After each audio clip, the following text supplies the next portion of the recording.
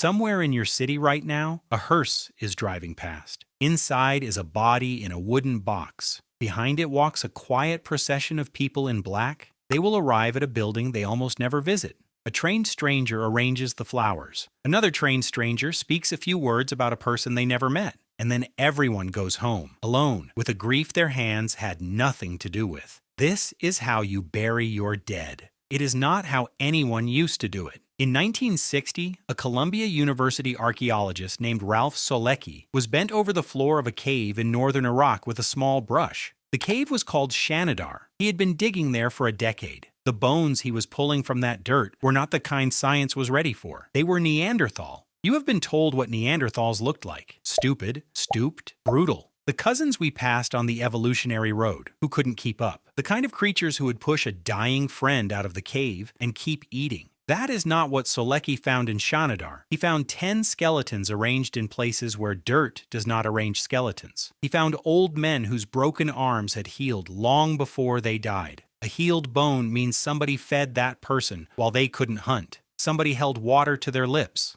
Somebody loved them long enough for the bone to mend. And then Solecki found Shanidar 4. Shanidar 4 was a man, probably around 30 to 45 years old when he died. He had been laid on his side, knees drawn up to his chest, the way you arrange a child for sleep. The grave had been dug into the cave floor by hand. The dirt had been pressed back over him by hand. When Solecki's team began to sift the dirt around the body, they started to find something they hadn't expected. Pollen, concentrated clusters of it, 7 different flowering plants, all gathered in late spring. Somebody had laid flowers next to a body 60,000 years ago. When Solecki published the find in 1971, the world stopped. The image of a Neanderthal, stooped and hairy and supposedly stupid, kneeling next to the body of his dead friend and laying yarrow beside his hand, was almost too tender to look at. The newspapers called them the first flower people. The textbooks were rewritten. And then in the 1990s, the skepticism arrived. A British researcher named Geoffrey Summer noticed something. There is a small rodent that lives in Iraqi caves called the Persian gird.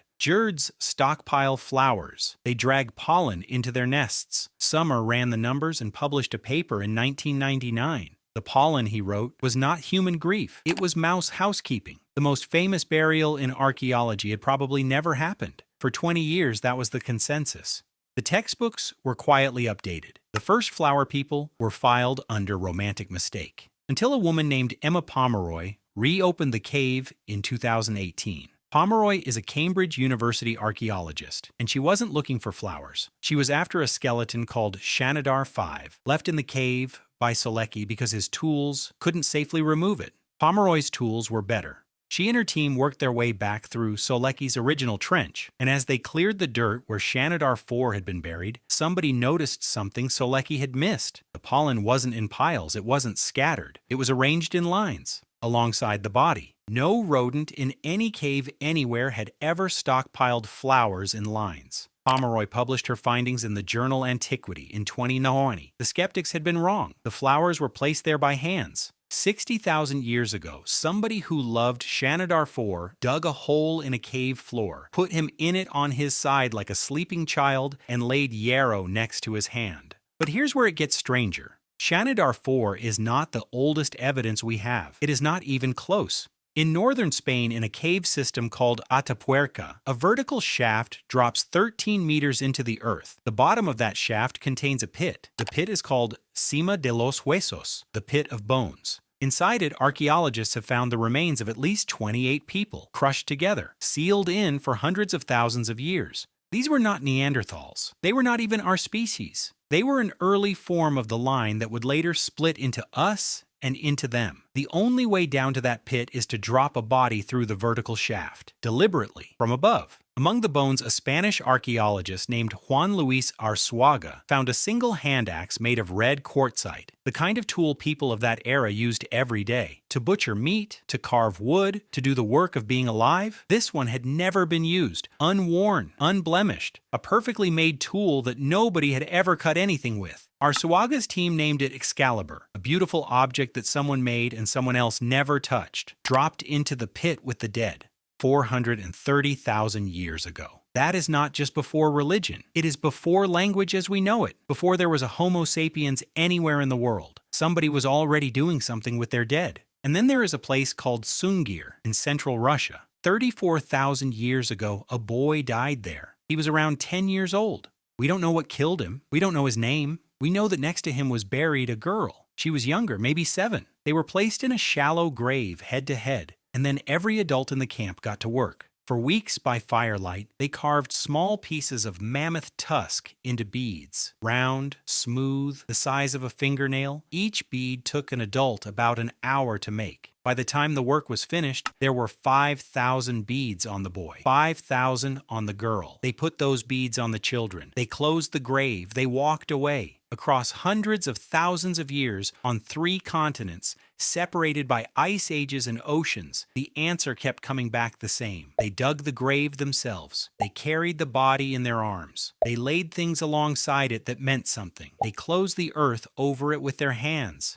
We did not invent funerals, we inherited them. Your great many times great-grandparents knew what to do when somebody died. They knew because they had done it. Their own hands had washed the body of a brother. Their own arms had carried an ant out of the house. Their own backs had dug the grave. They had cried into the dirt while they were digging. When was the last time you touched a dead person? For most of human history, that question would have been laughable. Of course you had. You had been there when your father took his last breath. You had washed the body of your child. You had carried your friend out of the door of the home they had built. On a shroud you stitched yourself. The body of someone you loved was not a horror. It was the last act of love your body could perform for theirs. You probably have not done any of this. If somebody you love dies tomorrow, here is what will happen. A stranger will come to the house. A vehicle will take the body away. A different stranger will wash it. A different stranger will dress it. A different stranger will arrange the room. A different stranger will speak the words. You will sit in a chair near the back. You will pay an invoice. You will go home with empty hands. We have built an entire industry whose only job is to do for us what we used to know how to do for each other. The funeral home is barely 150 years old. Before the 1850s, families buried their own. It is not that we forgot how. We did not need to. The grief is the same as it has always been.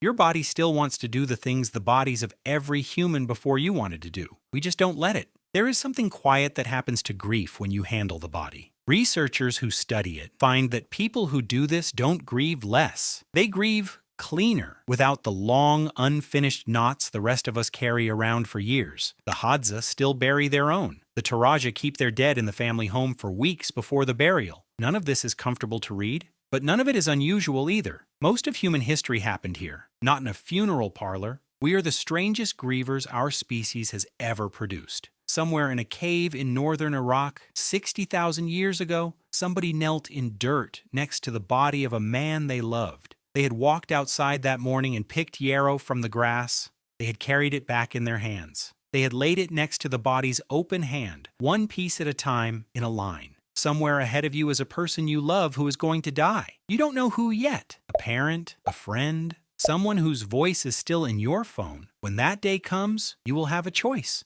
You can pay strangers to do what your great-grandmother once did herself. You can sit in a chair near the back, you can go home with empty hands, or you can walk outside and pick yarrow from the grass. You can carry it back in your hands. You can lay it next to theirs. Every human who has ever lived has known how to do this. Your hands are no different. They have just been waiting to be asked.